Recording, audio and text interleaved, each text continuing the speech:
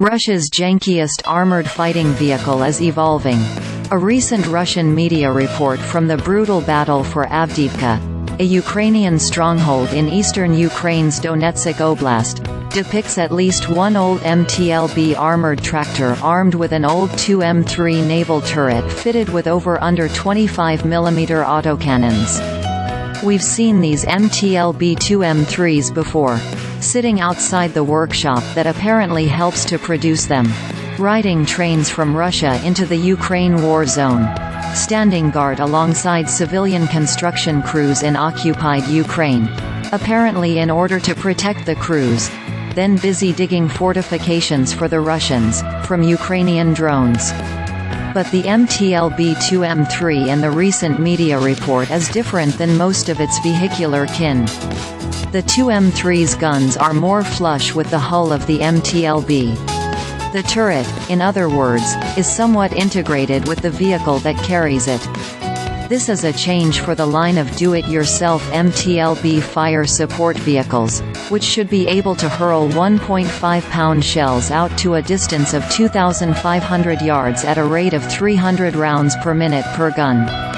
The Russians began cobbling together the weird vehicles back in the spring, mixing and matching old stored hulls and turrets in what obviously was a desperate bid to make good escalating losses of modern combat vehicles in the now 22-month wider Russian war on Ukraine.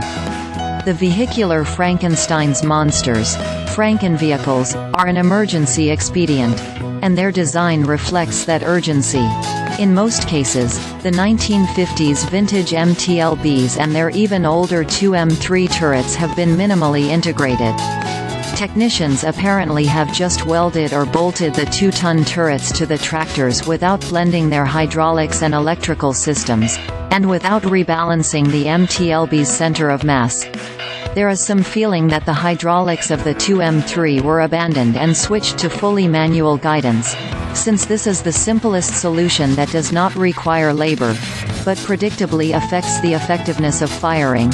Edward Perov, a close observer of Russian combat vehicles in Ukraine, noted on his blog. The result has been a fire support vehicle that shakes a lot while shooting.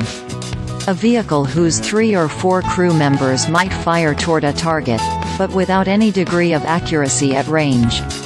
It can suppress, but probably can't destroy. And the thinness of the MT-LB's armor, a determined enemy machine gunner could immobilize the tractor, means the vehicle can't safely roll closer to the enemy in order to improve accuracy. Better integration should mean less vibration. One hint that's happening is visible in the recent media report from Avdiivka. The MT-LB's 2M3 turret is much shorter than the turrets on previous versions of the same DIY vehicle type. The tube-shaped base of the turret isn't visible. Technicians either removed the base, or sank it into the MT-LB's passenger compartment. Either possibility should make for a more balanced, stabler firing platform.